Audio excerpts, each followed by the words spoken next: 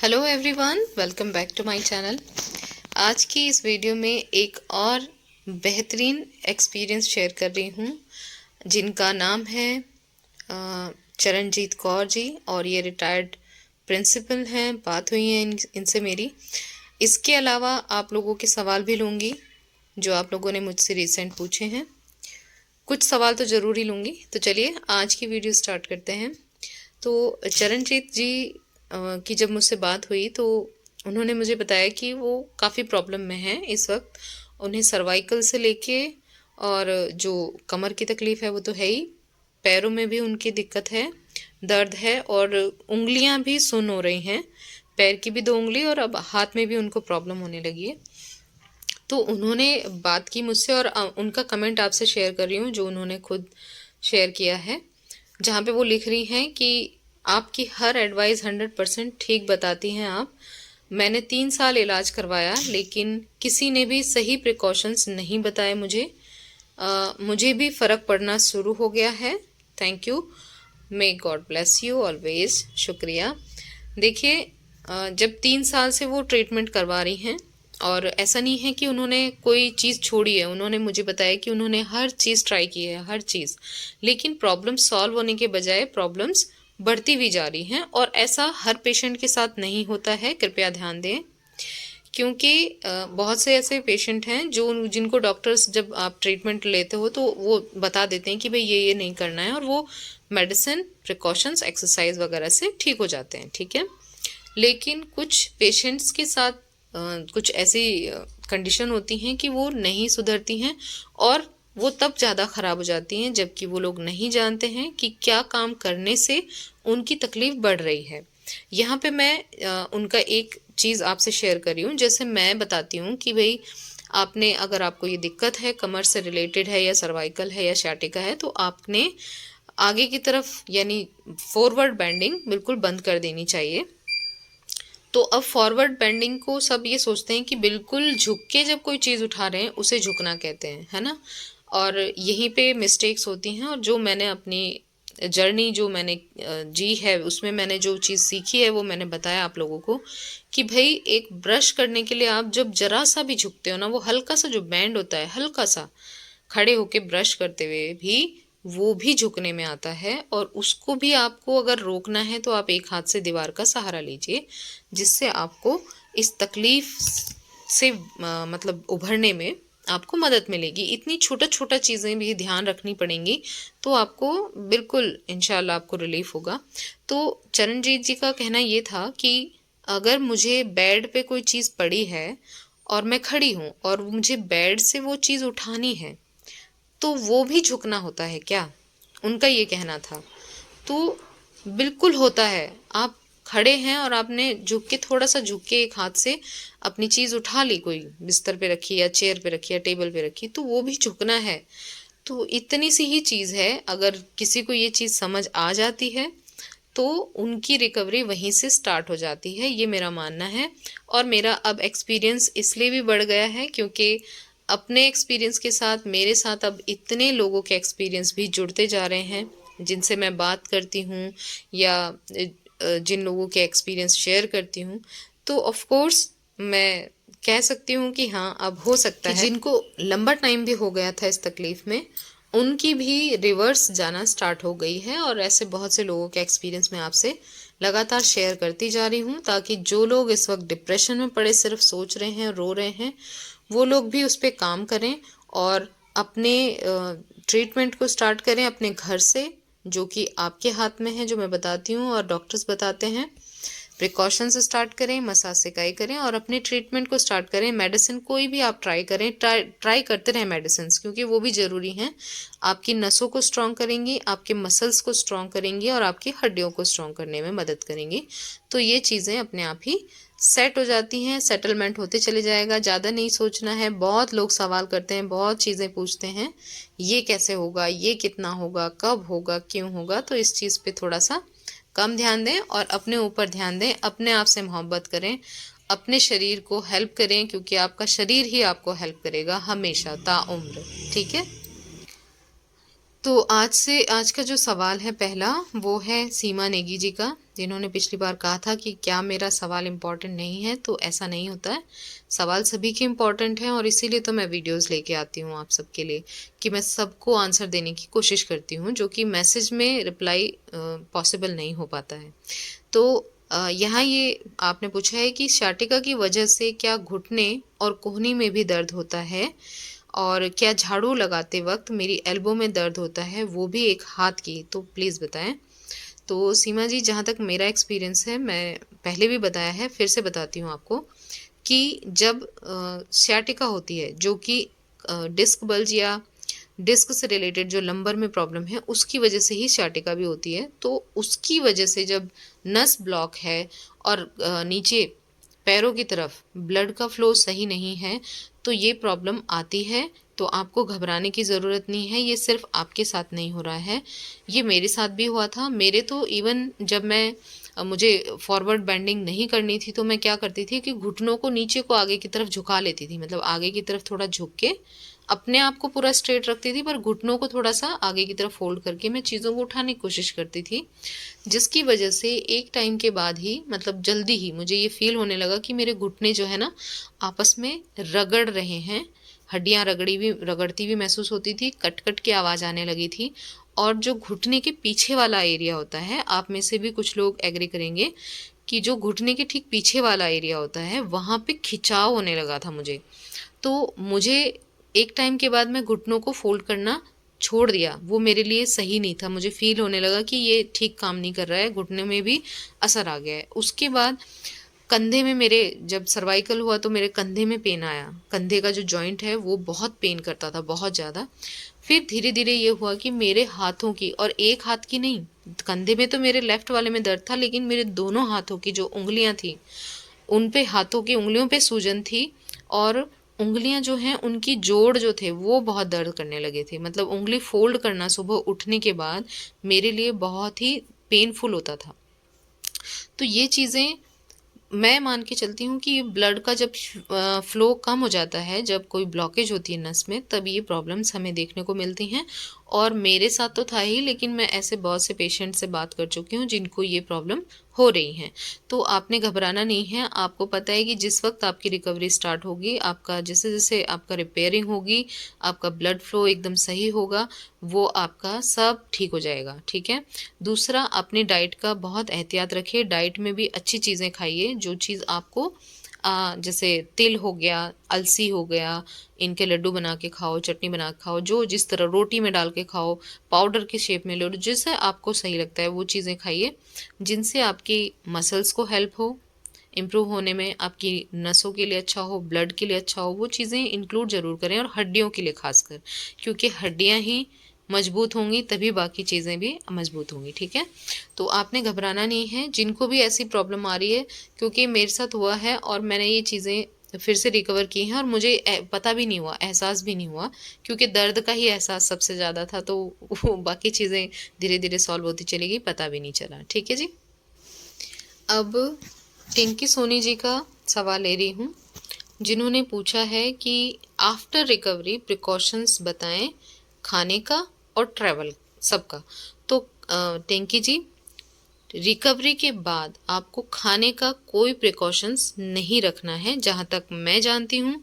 मैंने कोई प्रिकॉशंस नहीं रखा है, और अल्हम्दुलिल्लाह मैं सब कुछ खाती पीती हूँ।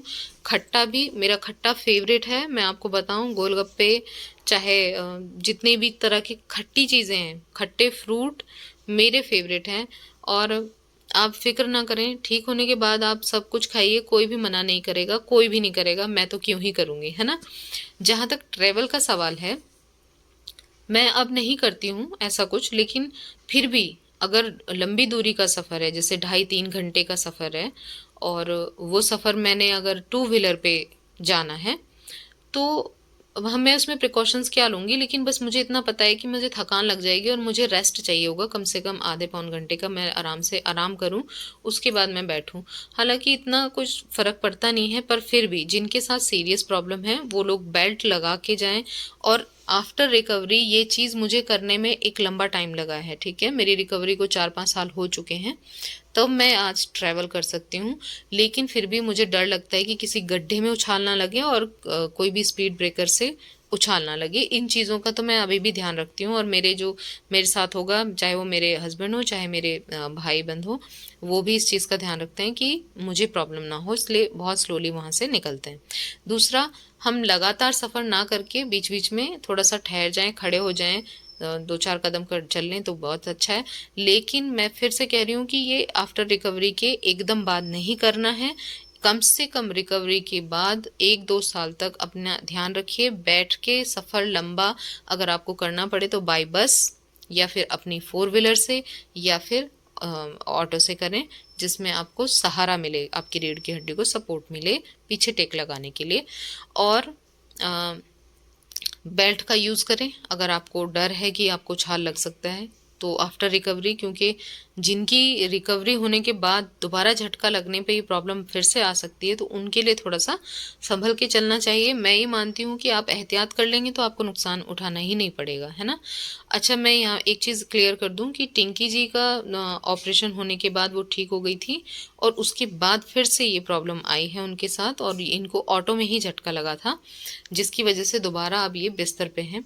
अच्छा, अगर आप मतलब ये चीज़ मेरे से जान रहे हो तो मैंने बता ही दिया है कि आफ्टर रिकवरी कम से कम 1-2 साल बिल्कुल एहतियात रखिए। एक भी हटा दो, उसमें से 2 साल आप मान के चलो कि मैंने अभी नहीं करना है ट्रैवल। अगर करना है तो बेल्ट लगानी है, और आगे की सीट जो ड्राइवर के पास वाली नज़दीक वाली सीट हो वही चुनें, क्योंकि वो सबसे ज़्यादा सेफ़ होती है, उसमें झटके नहीं लगते हैं।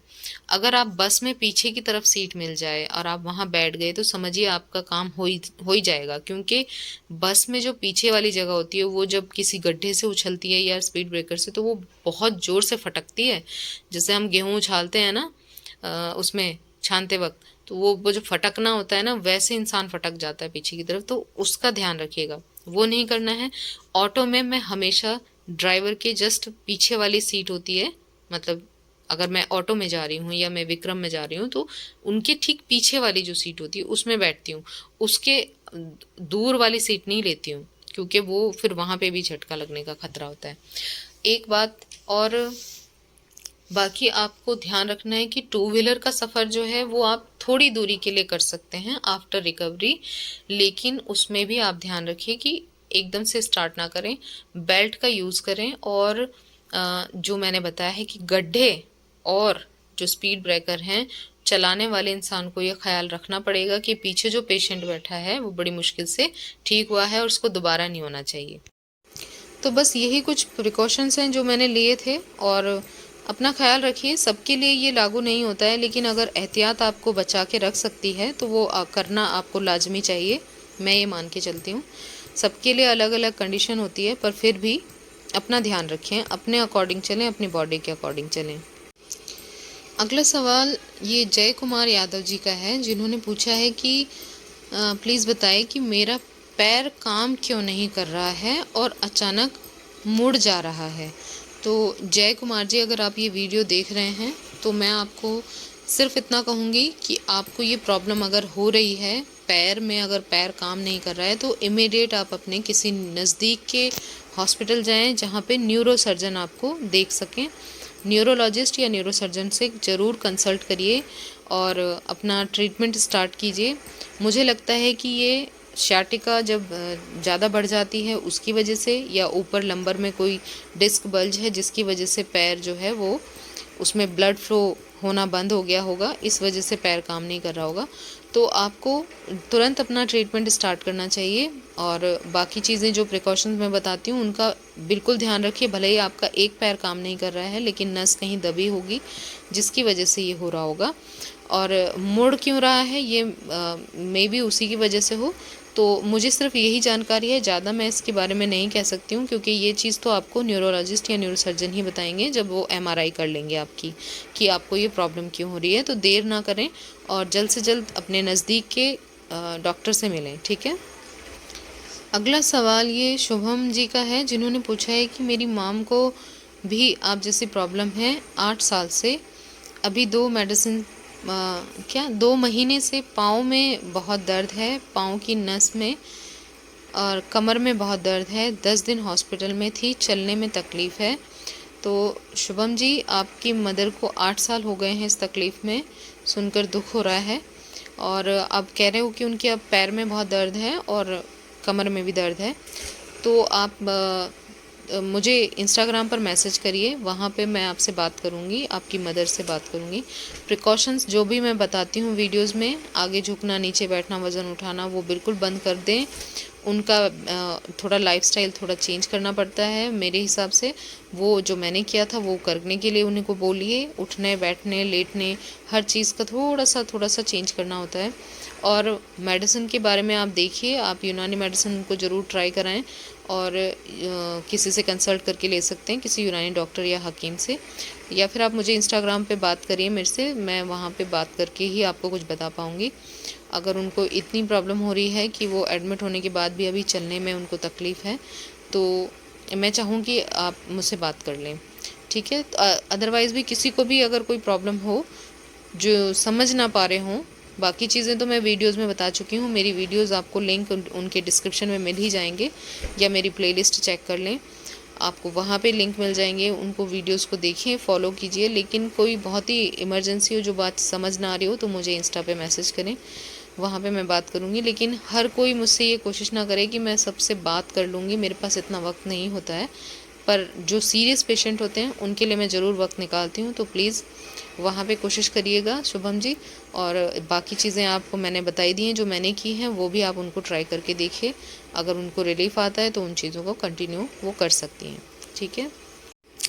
अगला सवाल भाग्यश्री जी का है, जिन्होंने पूछा है कि मेरे नेक में गैप और कमर में नस दबी है, और डॉक्टर ने बताया है 1 मंथ से बहुत प्रिकॉशंस नहीं, परेशान हूँ, प्लीज़ बताएं।